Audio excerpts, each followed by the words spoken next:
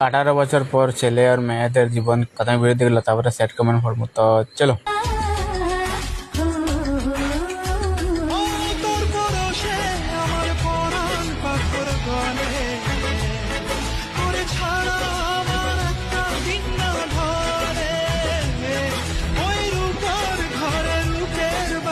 तो आओ यार शुरू करते हैं बिना किसी बख्श। আর তাতে সব মেয়েরা বলে ছেলেদের জীবন অনেক সুন্দর হয়। এটা আমাদের জীবন ভাই। এখানে মেয়েদের কমেন্ট থাকবে না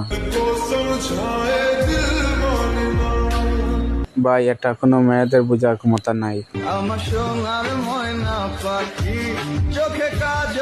আমাদের লাইফে এনজয় বলতে কিছু নাই।